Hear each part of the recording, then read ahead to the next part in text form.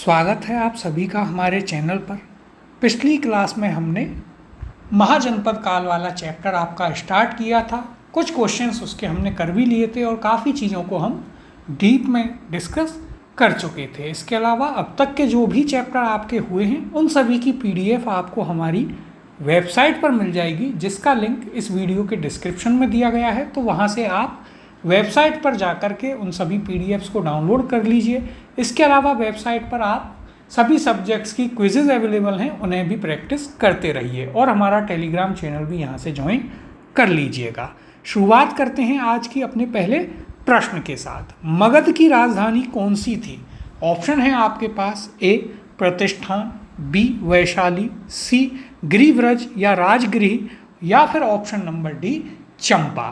तो देखिए, मगध की राजधानी थी कौन सी? सर्वप्रथम गिरिव्रज या राजगृह, यानी कि ऑप्शन नंबर C आपका सही उत्तर होगा। अब देखिए, यदि हम बात करें तो सबसे पहले जो मगध की राजधानी बनाई गई थी वह राजगृह थी। बाद में फिर धीरे धीरे समय के साथ परिवर्तित होकर पाटलिपुत्र हो गई, कभी वैशाली बनी। ये सभी वहाँ पर जो है चेंजेस चलते रहे, लेकिन सबसे पहली राजधानी गिरिव्रज या राजगृह थी। अब यहाँ पर हम चर्चा कर लेते हैं कि क्या कहा गया है। तो देखिएगा, पुराणों के अनुसार मगध पर शासन करने वाला पहला राजवंश कौन सा था? बृहद्रथ था।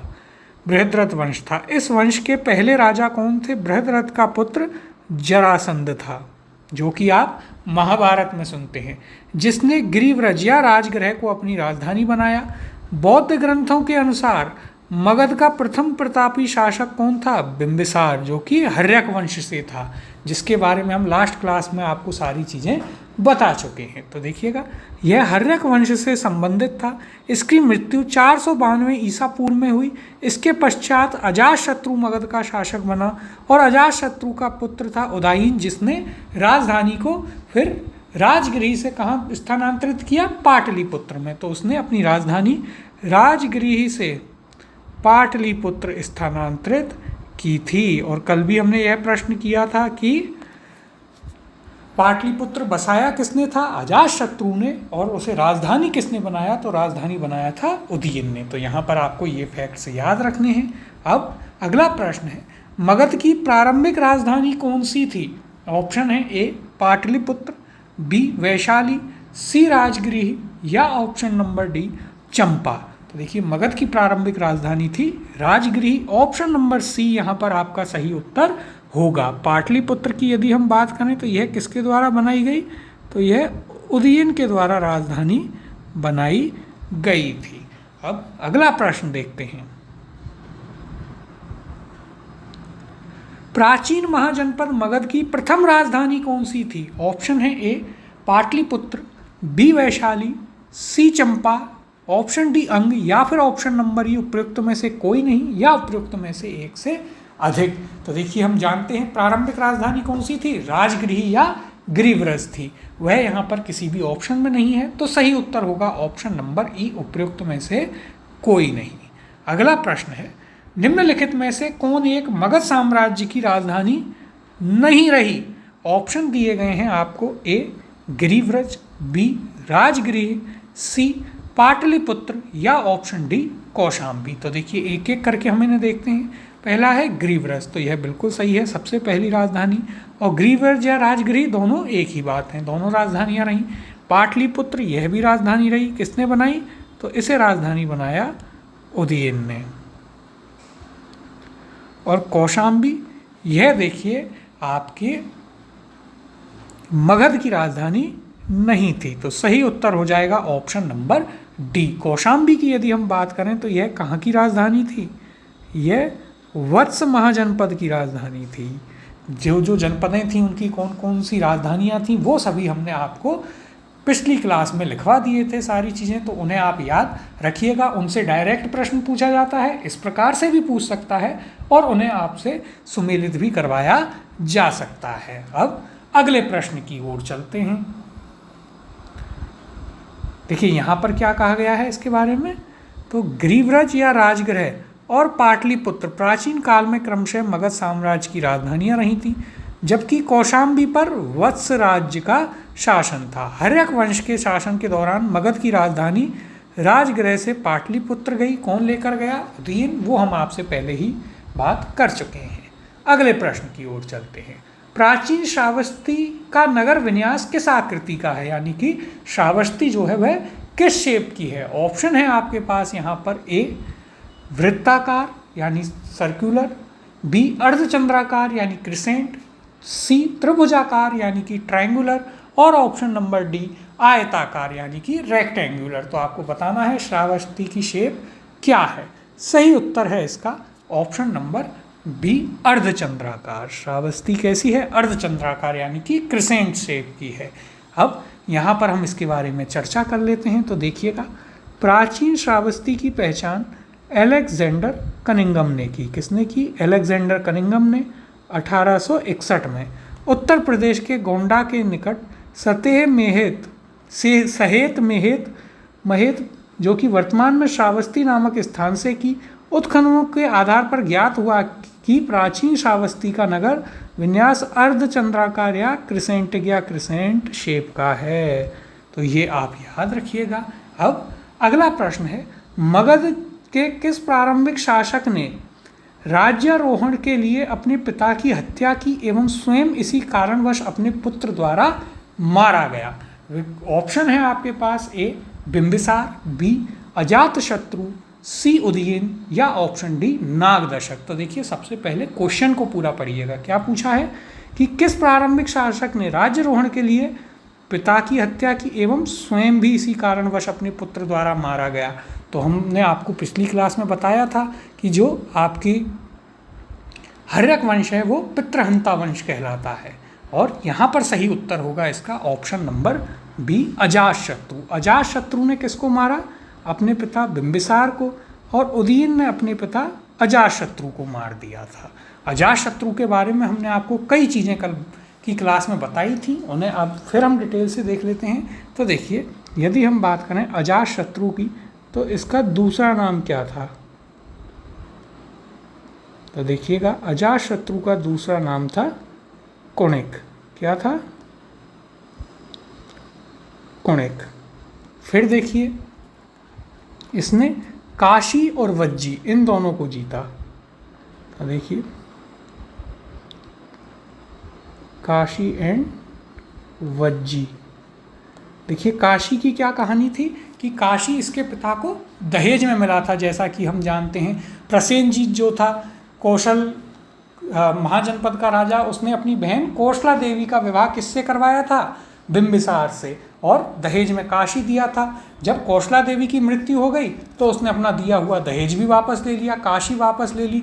इस पर अजातशत्रु को बड़ा गुस्सा आया। उसने कहा, मामा होगा बाद में, आजा मैदान में। तो वह अपने मामा से युद्ध लड़ता है, और प्रसेनजीत फिर क्या करता है? अंत में अपनी बेटी की शादी करवा देता है। किससे? अजातशत्रु से, और काशी को पुनः दहेज में दे देता है। फिर वज्जी की कहानी ये थी कि वज्जी संघ जो है काफ़ी, वो उसका शुरुआत से ही एक मतभेद रहे या झगड़ा रहा। किससे? मगध से। फिर धीरे धीरे ताकतवर होता गया वज्जी। इसने आसपास के और लोगों को मिलाया, और ये सभी मगध के खिलाफ खड़े हो रहे थे। लेकिन अजातशत्रु ने क्या किया? वहाँ पर फूट डलवा दी, और उसके बाद वहाँ पर युद्ध किया, और वज्जी संघ को हरा करके मगध में ही मिला लिया। इसके दो प्रमुख हथियार थे। कौन कौन से हमने आपको बताया था? देखिए, एक हथियार था इसका, कौन सा? रथमूसल। कौन सा हथियार था?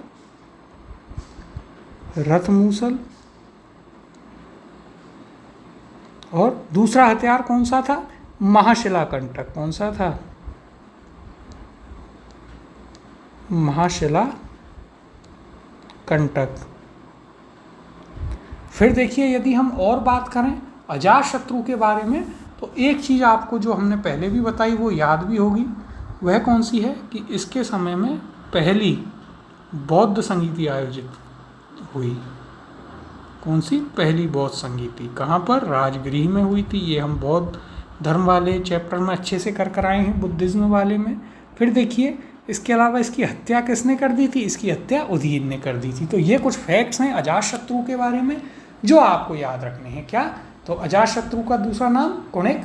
इसने काशी और वज्जी पर विजय प्राप्त करी। इसके हथियार थे रथमूसल और महाशिलाकंटक, और पहली बौद्ध संगीति जो थी वह इसी के कार्यकाल में हुई थी। इसके अलावा जिसका जो पुत्र था उदयन, उसने इसकी हत्या कर दी थी। अब देखिए यहाँ पर हम इसकी चर्चा कर लेते हैं। यहाँ क्या कहा गया है, मगध का शासक अजातशत्रु अपने पिता हर्यक वंश के संस्थापक बिंबिसार की हत्या कर राजगद्दी पर बैठा था।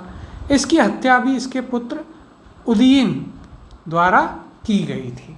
तो ये ही बात थी, और जो भी डिटेल्स थी अजातशत्रु के बारे में जो आपके लिए इम्पोर्टेंट हैं एग्जाम पॉइंट ऑफ व्यू से, वो हमने आपको यहाँ लिखवा दी हैं, तो इन्हें आप अपने नोट्स में ऐड कर लीजिएगा। अब अगला प्रश्न देखते हैं। अजातशत्रु के वंश का नाम क्या था? ऑप्शन है ए मौर्य वंश, बी हर्यक वंश, सी नंद वंश और ऑप्शन डी गुप्त वंश। तो देखिए अजातशत्रु था हर्यक वंश का। सही उत्तर हो जाएगा ऑप्शन नंबर बी। कौन कौन थे देखिए हर्यक वंश में मुख्य राजा? तो संस्थापक कौन था? संस्थापक था बिंबिसार। फिर देखिए बिंबिसार के बाद कौन आता है? बिंबिसार के बाद आता है यहाँ पर अजातशत्रु। अजातशत्रु के बाद कौन आता है? अजातशत्रु के बाद आता है उदयन। फिर देखिए और ऐसे चलते रहते हैं, और अंत में आपके पास आता है कौन? नागदशक। कौन आता है? नागदशक। ये लास्ट था हर्यक वंश में। तो हर्यक वंश में आपको ये 4 नाम याद रखने होंगे। कौन कौन से? बिंबिसार, अजातशत्रु, उदयन और अंतिम शासक नागदशक। अगला प्रश्न है, राजकुमार जो अपने पिता की मृत्यु के लिए उत्तरदायी था। ऑप्शन है ए अजातशत्रु, बी चंडप्रद्योत, सी प्रसेनजित और ऑप्शन डी उदयन। तो देखिए यहाँ पर ये आपका एक डिलीटेड क्वेश्चन होगा। क्यों? क्योंकि अजातशत्रु ने भी अपने पिता को मारा और उदयन ने भी अपने पिता को मारा। तो ये दोनों ही यहाँ पर ऐसे व्यक्ति हैं जिन्होंने अपने पिता को मारा और फिर वे शासक बने थे। अब देखिए यहाँ पर यदि हम बात करें तो आपको एक चंडप्रद्योत का नाम आपको आता है। ये कहाँ पर था? तो देखिए ये वो व्यक्ति था जिसके लिए बिंबिसार ने अपने जो उनके वैद्य थे जीवक उनको भेजा था, और प्रसेनजीत वो था जिसने बिंबिसार से अपनी बहन कौशला देवी का विवाह करवाया था। अब अगले प्रश्न की ओर चलते हैं। किसने मगध साम्राज्य में वज्जी गणसंघ को हराकर आत्मसात किया? यानी किसने उसको मिला लिया था वज्जी संघ में? अच्छा क्वेश्चन है, इम्पोर्टेंट है, और इसके पीछे की जो कहानी है वह भी इम्पोर्टेंट है। तो देखिए ऑप्शन है ए चंद्रगुप्त मौर्य, बी अशोक, सी महापद्म नंद और ऑप्शन डी अजातशत्रु। तो सही उत्तर है इसका ऑप्शन नंबर डी अजातशत्रु। अभी जब हम एक क्वेश्चन में बात भी कर रहे थे अजातशत्रु के बारे में, वहाँ हमने आपको लिखवाया था कि इसने काशी को भी जीता और वज्जी संघ को भी जीता। तो देखिए इसकी कहानी हम आपको बता देते हैं। होता क्या है कि शुरुआत से ही 2 बड़े पावरफुल सेंटर बने। एक मगध बड़ा पावरफुल बना और दूसरा वज्जी संघ। वज्जी संघ जो है मगध को हर बात में टक्कर देता था। इसके अलावा धीरे धीरे क्या हुआ कि वज्जी संघ जो है वो फैलने लगा। उसने और जो संघ थे या और जो लोग थे उनको अपने साथ लिया और वो काफ़ी शक्तिशाली बनते जा रहा था। अजातशत्रु के साथ या हर्यक वंश के साथ, या आप कह सकते हैं कि मगध साम्राज्य के साथ इनकी शुरू से कहीं ना कहीं एक संघर्ष जारी था।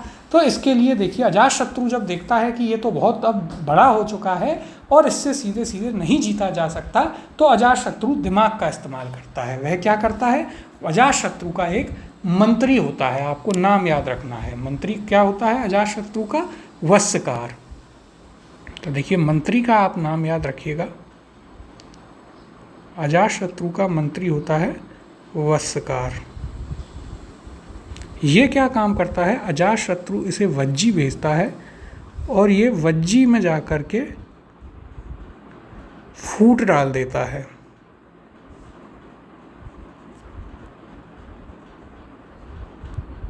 ये वज्जी संघ में जाकर के फूट डालता है। अब वज्जी संघ के लोग या जो वज्जी संघ के साथ में आते हैं वे आपस में लड़ने लग जाते हैं और वज्जी संघ धीरे धीरे कमज़ोर होता है। जैसे ही वज्जी संघ कमज़ोर होने लगता है अजातशत्रु उस पर आक्रमण कर देता है और वज्जी संघ को जीत करके अपने मगध में मिला लेता है। तो यह आपको याद रखना है। वज्जी संघ में किसका शासक हुआ करता था? तो देखिए यह भी आप याद रखिएगा, वज्जी संघ में शासन हुआ करता था लिच्छवियों का। अब यहाँ पर जो बताया गया है उसकी हम चर्चा कर लेते हैं। तो देखिए, वैशाली वज्जी संघ का प्रमुख गणराज्य था। यहाँ के शासक लिच्छवी थे। कौन थे? लिच्छवी, जो अभी हमने आपको ऊपर बताया। बिंबिसार के समय से ही मगध एवं वज्जी संघ में मनमुटाव था, जो अजातशत्रु के समय संघर्ष में बदल गया। फिर देखिए, निर्यावली सूत्र से ज्ञात होता है कि उस समय लिच्छवीगढ़ का प्रधान कौन था? चेटक था। उसने 9 लिच्छवियों, 9 मल्लों तथा 18 गणराज्यों को एकत्र करके मगध नरेश के विरुद्ध एक सम्मिलित मोर्चा तैयार किया। जो हम आपको बता रहे थे कि उसने और लोगों को भी अपने साथ लिया और बहुत ज़्यादा पावरफुल होता गया। फिर देखिए आगे, भगवती सूत्र से ज्ञात होता है कि अजातशत्रु इन सब का विजेता था। उसने इन सबको हरा दिया। अब अकेला तो इतने लोगों से कैसे युद्ध करता, तो उसने अपने दिमाग से खेल खेला। देखिए, अजातशत्रु ने कूटनीति से काम लिया। पाटिल ग्राम में उसने सुदृढ़ दुर्ग का निर्माण करवाया। तत्पश्चात उसने अपने मंत्री वत्सकार, जो हमने आपको ऊपर बताया, उसको भेजकर वज्जी संघ में फूट डलवा दी। फलस्वरूप वे परस्पर लड़ने लगे और उनका संगठन कमजोर हो गया। अंततोगत्वा अजातशत्रु ने आक्रमण करके लिच्छवियों को पराजित किया और उनका भूभाग मगध साम्राज्य में मिला लिया। तो देखिए, पूरी वही कहानी थी जो हमने आपको बताई।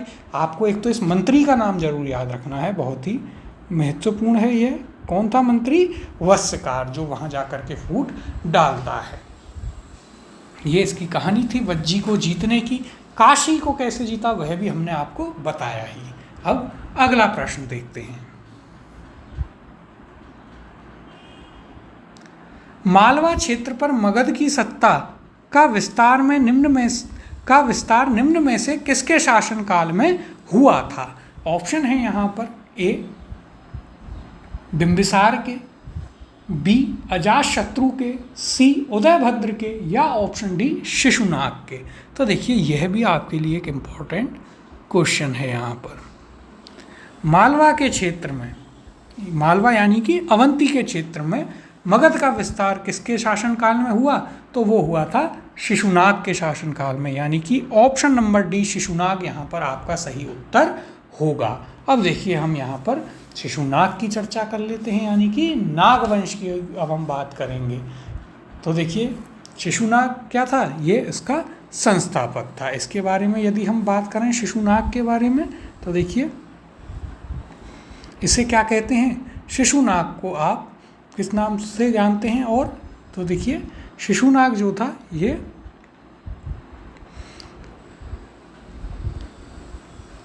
सबसे पहले शिशुनाग वंश का क्या था? संस्थापक। अवंती को इसने जीता था। इसके अलावा इसकी जो राजधानी थी वह आपको याद रखनी है। क्या थी इसकी राजधानी क्या थी शिशुनाग की? शिशुनाग की राजधानी थी वैशाली। तो यह आपको याद रखनी है। इसके बाद में देखिए, जो शिशुनाग वंश का दूसरा शासक बनता है वो आता है कालाशोक। कालाशोक का आपने नाम सुना होगा। देखिए, यहाँ ऊपर वाले में ही लिख लेते हैं इसे, वरना आपको कन्फ्यूज़न हो जाएगा कि कौन सा है कौन सा नहीं है। वहीं लिखते हैं जहाँ पर यह प्रश्न है। तो देखिए, शिशुनाग के बारे में, शिशुनाग के बारे में आप याद रखिएगा कि इसने अपनी राजधानी किसे बनाया? इसने राजधानी बनाया था वैशाली को। किसे बनाया? वैशाली को। फिर इसके बाद में कौन आता है? इसके बाद में आता है शिशुनाग वंश का एक और शासक जो था कालाशोक। कौन था? कालाशोक। इसके बारे में आपको कुछ चीज़ें यहाँ पर याद रखनी है। क्या याद रखना है? तो देखिए, सबसे पहले कालाशोक के बारे में एक फैक्ट जो आप पहले ही पढ़ चुके हैं कि इसके समय में सेकंड बुद्धिस्ट काउंसिल यानी कि द्वितीय बौद्ध संगीति का आयोजन किया गया। एक फैक्ट ये याद रखिएगा। और दूसरा, इसने अपनी राजधानी वापस किससे बना लिया? इसने अपनी राजधानी बना लिया पाटलिपुत्र को। किसे बनाया राजधानी? पाटलिपुत्र को।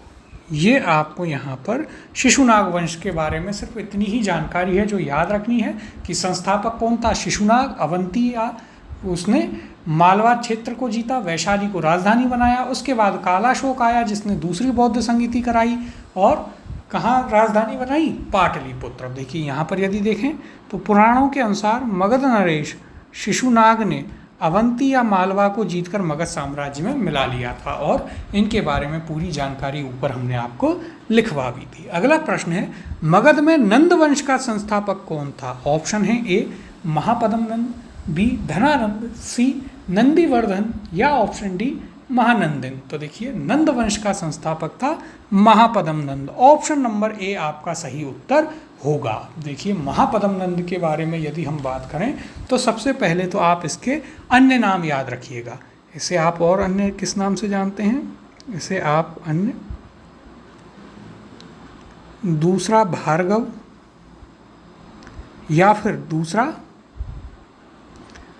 परशुराम के नाम से जानते हैं, क्योंकि इसने क्षत्रियों को मार दिया था। ये क्षत्रिय नहीं था, उन्हें मार करके राजा बना था और क्षत्रियों को मारा, सर्व जगह से इन्हें ख़त्म कर दिया। इसलिए इसे क्या कहते हैं? इसलिए इसे सर्व छत्रांतक भी कहते हैं। क्या कहते हैं? सर्व छत्रांतक। यानी इसने सभी क्षत्रियों का परशुराम जी की तरह क्या कर दिया था? वध कर दिया था। और इसके अलावा इसे उग्रसेन भी कहते हैं। तो एक तो ये इसके बारे में महापद्म नंद के बारे में याद रखिएगा। फिर देखिए इसके अलावा यदि हम बात करें तो एक और इम्पॉर्टेंट चीज़ है जो आपको इसके बारे में याद रखनी है। वो क्या है? तो वो है कि इसने क्या करवाया? कलिंग पर आक्रमण करता है ये, कलिंग पर आक्रमण, और वहाँ आक्रमण के बाद क्या करवाता है? नहरों का निर्माण। क्या करवाता है? नहरों का निर्माण करवाता है। बहुत ही इम्पोर्टेंट है। और एक चीज़ और करता है, वहाँ से जिनसेन की मूर्ति ले आता है। क्या करता है? जिनसेन की मूर्ति। किस धर्म से संबंधित हो गई जिनसेन की मूर्ति? तो जिनसेन की मूर्ति है जैन धर्म से संबंधित। यानी कि किस धर्म को मानता था? यह मानता था जैन धर्म को। तो यह भी याद रखिएगा, इम्पोर्टेंट है, क्योंकि अभी तक जो भी शासक आपने देखे हुए अधिकतर बौद्ध धर्म के अनुयायी थे, ये जैन धर्म का था। और ये कलिंग पर आक्रमण किया, नहरों का निर्माण करवाया, जिनसेन की मूर्ति लाया। ये सभी जानकारी आपको कहाँ से मिलती है इसके बारे में? तो ये पूरी जानकारी आपको मिलती है खारवेल के हाथी गुम्फा अभिलेख से। कहाँ से? तो देखिए यह जानकारी आपको मिलेगी खारवेल के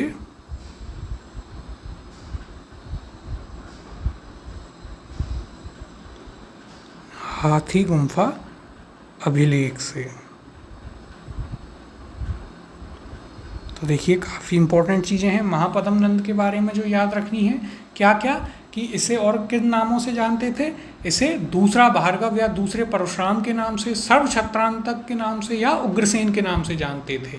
इसके अलावा इसने कलिंग पर आक्रमण किया, वहाँ नहरों का निर्माण करवाया और वहाँ से जिनसेन की मूर्ति लाया। यह जानकारी खारवेल के हाथी गुम्फा अभिलेख से मिलती है और यही वो अभिलेख है जो सबसे पहले नहरों के निर्माण के बारे में जानकारी देता है। और महापद्म नंद किस धर्म को मानता था? जैन धर्म को। इसके बाद इसमें आता है धनानंद, जिसने चाणक्य का अपमान किया और चंद्रगुप्त मौर्य ने उसे मारकर मौर्य शासन की स्थापना की थी। अब देखिए यहाँ पर यदि हम बात करें तो मगध पर शिशुनाग वंश के पश्चात नंद वंश का वर्चस्व स्थापित हुआ। नंद वंश का संस्थापक महापद्म नंद था अथवा उग्रसेन भी इसे कहते थे। पुराणों में महापद्म नंद को सर्व छत्रांतक और अपरो परशुराम यानी दूसरा परशुराम भी कहा गया है। तो जितनी भी चीज़ें थी इसके बारे में हम आपको पहले ही लिखा चुके हैं। अगला प्रश्न है, मगध का कौन सा सम्राट अपरो परशुराम के नाम से जाना जाता था? ऑप्शन है ए बिंदुसार, बी अजातशत्रु, सी कालाशोक या ऑप्शन डी महापद्म नंद। तो देखिए परशुराम या दूसरा परशुराम किसे कहते थे? महापद्म नंद को। तो ऑप्शन नंबर डी यहाँ पर आपका सही उत्तर होगा। अब अगले प्रश्न की ओर चलते हैं। वाराणसी को निम्नलिखित में से किसने अपनी द्वितीय राजधानी बनाया था? ऑप्शन है ए अजातशत्रु, बी कालाशोक, सी महापद्म नंद या ऑप्शन डी शिशुनाग। तो देखिए वाराणसी को किसी ने भी ऐसा सच अपनी दूसरी कैपिटल या दूसरी राजधानी नहीं बनाया था। तो ये क्वेश्चन आपका डिलीटेड होगा।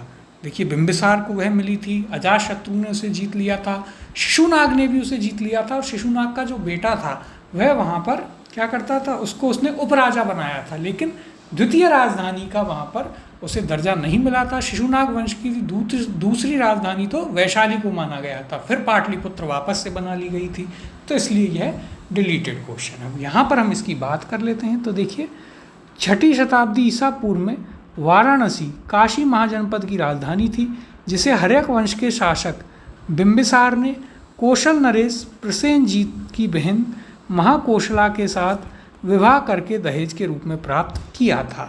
इसी प्रकार अजातशत्रु के समय प्रसेनजीत ने अपनी पुत्री वाजिरा का विवाह अजातशत्रु से करके शादी करके काशी के ऊपर उसका अधिकार स्वीकार कर लिया। वैसे तो उसने युद्ध जीत करके अधिकार किया था अजातशत्रु ने, लेकिन ये पहले होता ही था कि जब राजा महाराजा युद्ध हारने लगते थे तो वे क्या करते थे, वे वैवाहिक संबंध स्थापित कर लेते थे। फिर देखिए आगे, कालांतर में शिशुनाग ने जब गिरिव्रज को अपनी राजधानी बनाई तो, और देखिए शिशुनाग ने दूसरी राजधानी वैशाली को बनाया था, तो उसने अपने पुत्र को वाराणसी का उपराजा नियुक्त किया था। तो देखिए यहाँ पर आपको कोई भी ऐसा साक्ष्य नहीं मिल पाता जिससे यह पता चले कि वाराणसी को किसने अपनी दूसरी राजधानी बनाया था। अब अगला प्रश्न देखते हैं।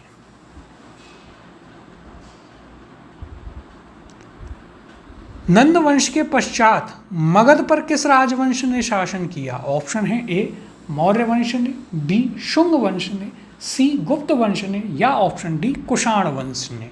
तो देखिए सही उत्तर होगा यहाँ पर ऑप्शन नंबर ए मौर्य वंश ने। जब धनानंद की हत्या कर देता है कौन, चंद्रगुप्त मौर्य, धनानंद के दरबार में चाणक्य जाता है कि राजा यहाँ पर अब हमला होने वाला है, तक्षशिला में हमला हो रहा है, नालंदा पे हमला हो रहा है, आप बताइए, तो आप हमें बचाइए।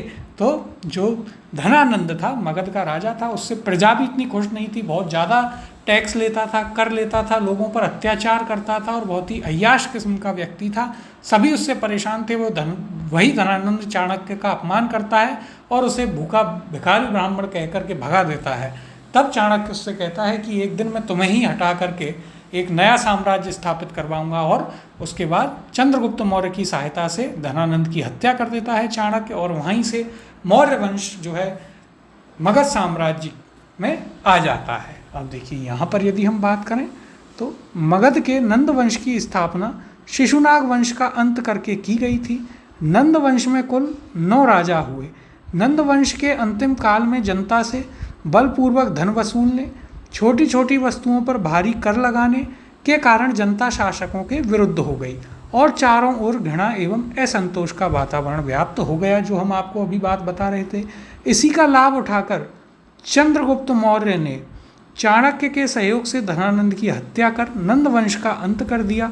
इस प्रकार नंद वंश के तत्काल पश्चात मगध पर मौर्य वंश का शासन स्थापित हो गया। और फिर मौर्योत्तर काल में हम जानते हैं शुंग, कर्ण, गुप्त, ये सभी जो हैं आगे, कुषाण, ये सभी आगे जा कर के हमें पढ़ने को मिलते हैं।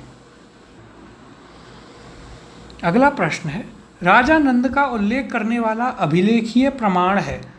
ऑप्शन है ए खारवेल का हाथी गुम्फा अभिलेख, ऑप्शन बी रुमनदेही स्तंभ अभिलेख, सी रुद्रदामन का जूनागढ़ अभिलेख, या ऑप्शन डी धनदेव का अयोध्या अभिलेख। तो देखिए ये सभी इंडियन हिस्ट्री में बहुत ही महत्वपूर्ण अभिलेख या इंस्क्रिप्शन है, सभी को हम आगे पढ़ेंगे, लेकिन यहाँ पर आपको बताना है राजा नंद का उल्लेख करने वाला कौन सा प्रमाण है। अभी थोड़ी देर पहले हमने आपको इसके बारे में जानकारी दी थी। सही उत्तर है इसका ऑप्शन नंबर ए खारवेल का हाथी गुम्फा अभिलेख। वह अभिलेख जो कि खारवेल ने बनवाया, जो कि चेदी वंश का शासक था कलिंग का। इसमें आपको क्या बातें मिलती हैं? इसमें देखिए पहला मिलता है क्या कि महापद्म नंद जो था, कौन था?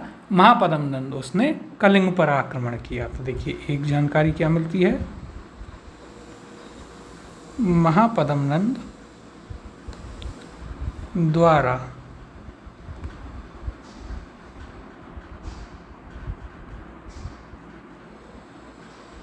कलिंग पर आक्रमण।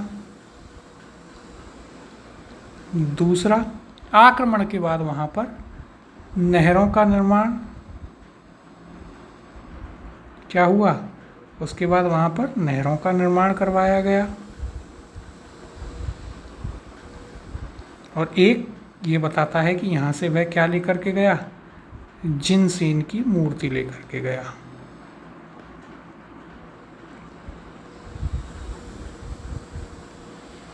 अब यहाँ पर हम इसके बारे में चर्चा कर लेते हैं। देखिए क्या कहा गया है, तो कलिंग के चेदी वंश का सबसे प्रतापी शासक खारवेल था।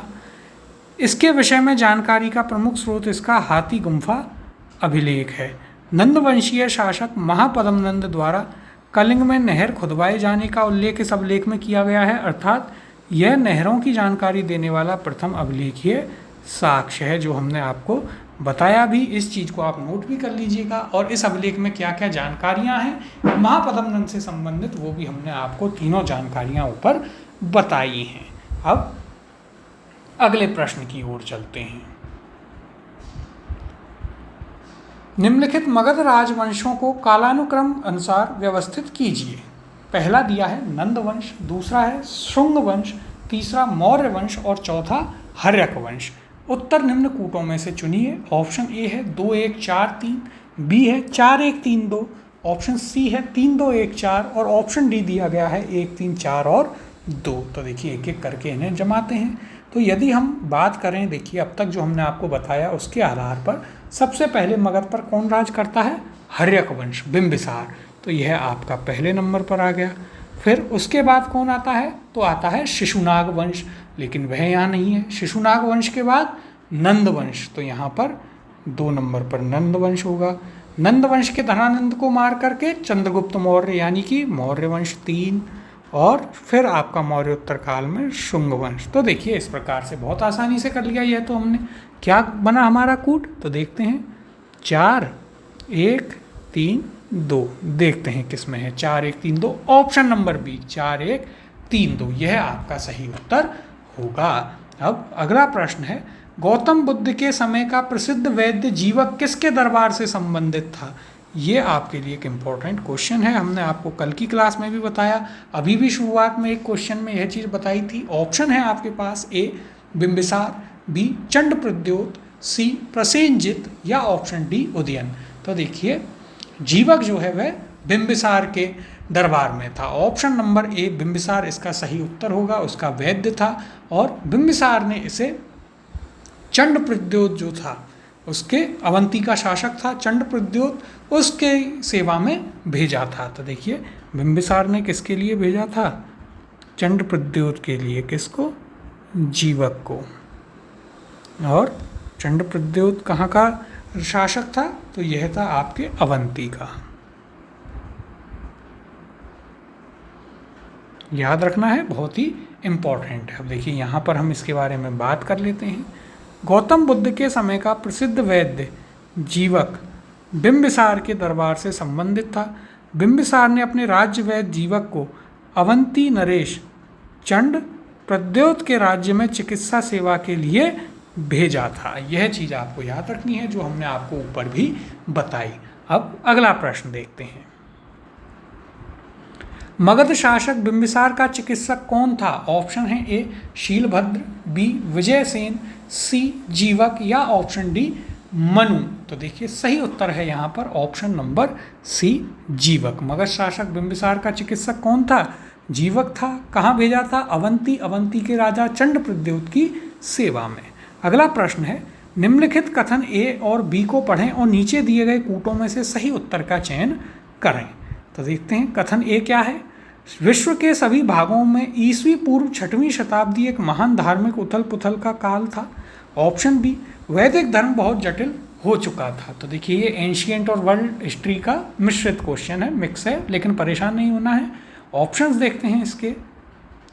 ऑप्शन ए दोनों ए और बी गलत हैं, ऑप्शन बी दोनों ए और बी सही हैं, ऑप्शन सी ए सही है जबकि बी गलत है, और ऑप्शन डी यहाँ पर है ए गलत है जबकि बी सही है। तो एक एक करके हम क्या करते हैं, इन दोनों कथनों को देख लेते हैं। तो देखिए कथन ए या पहला कथन क्या है, विश्व के सभी भागों में ईस्वी पूर्व 6वीं शताब्दी एक महान धार्मिक उथल पुथल का काल था। बिल्कुल सही कथन है। जब आप वर्ल्ड हिस्ट्री में पढ़ते हैं तो आपको ये चीज़ और अच्छे से पता चलती है कि सिर्फ यही नहीं, यहाँ तो हम जो वैदिक धर्म था उससे लोग परेशान हो गए थे, इतना यहाँ पर क्रियाकर्म और उस पर बहुत ज़्यादा खर्चा होता था कि लोग उससे परेशान होकर बौद्ध और जैन धर्म उन्होंने प्रारंभ कर दिया। इतना ही नहीं, आपको चीन में, ईरान में, इन जगह भी नए नए धर्मों का उदय देखने को उस समय मिलेगा। फिर देखिए बी कथन क्या है दूसरा, वैदिक धर्म बहुत ज़्यादा जटिल हो चुका था। तो यह बिल्कुल सही कथन है, तभी तो यहाँ पर बौद्ध धर्म और फिर जैन धर्म, उसके बाद आजीवक संप्रदाय, फिर जब इन काल के साथ या समय के साथ ये भी, उनमें भी यही विकृतियाँ आ गई, तो लोगों ने हिंदू धर्म में कई सारे सुधार किए, जैसे शैव धर्म, भागवत धर्म, ये सभी सुधार यहाँ पर किए गए। तो देखते हैं दोनों ही सही हैं। ऑप्शन नंबर कौन सा उत्तर होगा? ऑप्शन नंबर बी, दोनों ए और बी सही हैं, यह इसका उत्तर होगा। अब देखिए यहाँ पर हम इसकी चर्चा कर लेते हैं थोड़ी विस्तार से। ईसा पूर्व 6वीं शताब्दी में उत्तर भारत की मध्य गंगा घाटी क्षेत्र में अनेक धार्मिक संप्रदायों का उदय हुआ। अनेक मत तथा दर्शनों के प्रादुर्भाव ने बौद्धिक आंदोलन का रूप ग्रहण किया। विभिन्न मतों को मानने वाले सन्यासी या परिव्राजक घूम घूमकर अपने जीवन दर्शन का जन समुदाय में प्रचार तथा एक दूसरे के दर्शन का खंडन भी किया करते थे। यह भी महत्वपूर्ण है कि इस प्रकार के बौद्धिक आंदोलनों के प्रमाण अन्य देशों में भी मिलते हैं। जैसे देखिए चीन, ईरान, यूनान, चीन और ईरान का हम अभी आपको बता ही रहे थे, उनमें पुरातन मान्यताओं को चुनौती देने वाले क्रमशः कन्फ्यूशियस कहाँ पर? चीन में, जरथुस्ट्र कहाँ?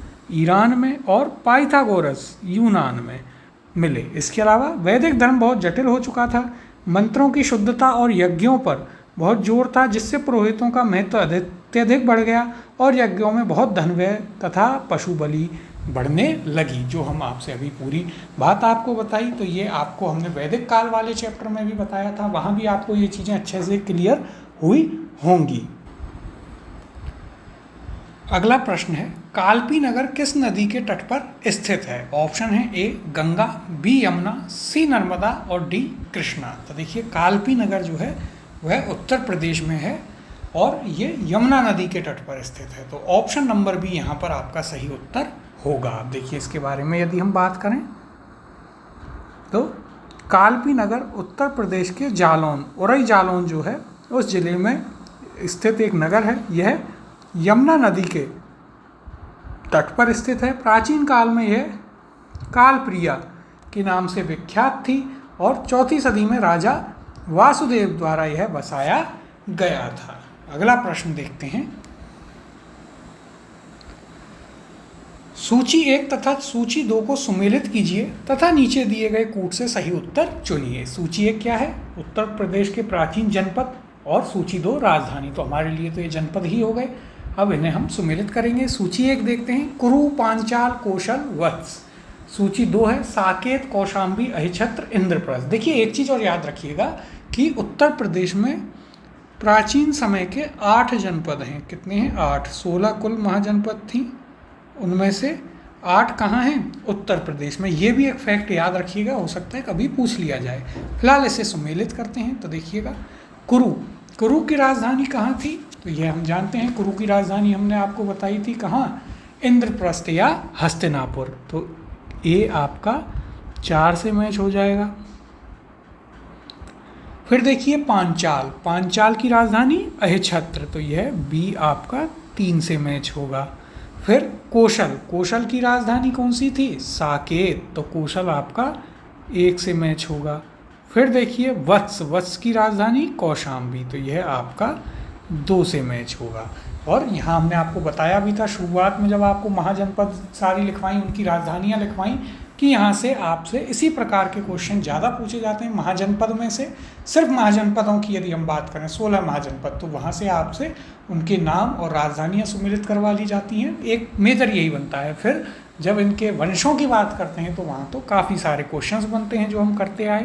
तो देखिए क्या बना है हमारा कूट? हमारा बना है 4, 3, 1, 2। किस ऑप्शन में है देखते हैं। देखिए बी ऑप्शन में A4, B3, C1, D2। Option number B यहाँ पर आपका सही उत्तर होगा। अब अगले प्रश्न की ओर चलते हैं।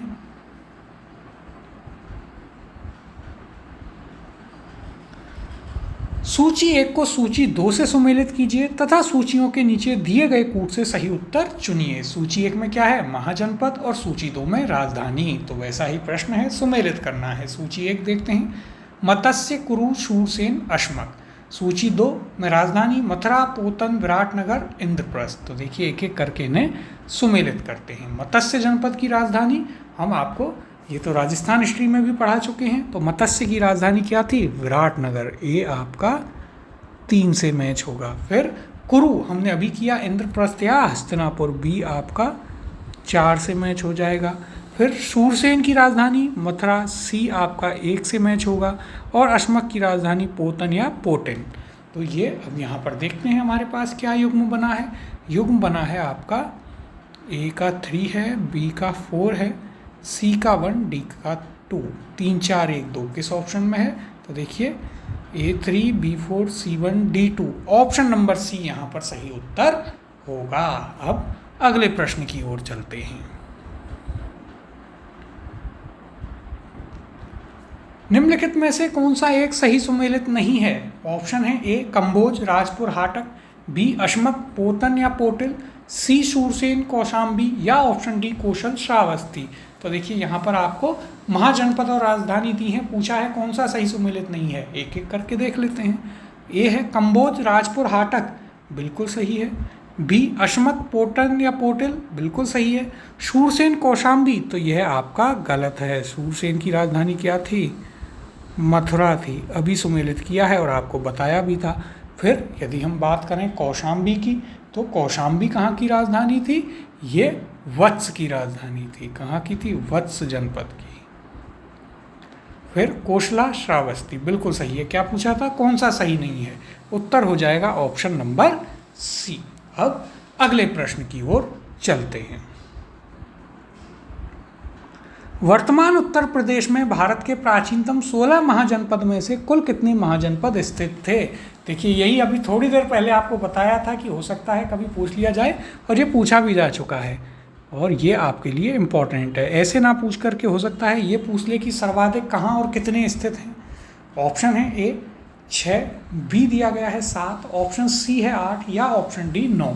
तो देखिए ये हमने आपको पहले ही बता दिया, सही उत्तर है इसका ऑप्शन नंबर सी। 8 महाजनपद कहाँ हैं? उत्तर प्रदेश में स्थित हैं। देखिए यहाँ पर 6ठी शताब्दी ईसा पूर्व के दौरान 16 महाजनपदों में से कुल 8 महाजनपद वर्तमान उत्तर प्रदेश में स्थित थे। इनके नाम इस प्रकार हैं, कौन कौन से थे?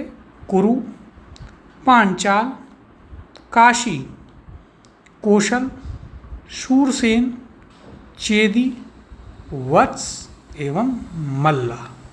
इनके नाम भी आप याद रखिए। हो सकता है यदि थोड़ा और उसको क्वेश्चन को डीप बनाना हो, अच्छा बनाना हो, तो इस प्रकार की चीज़ दे दे।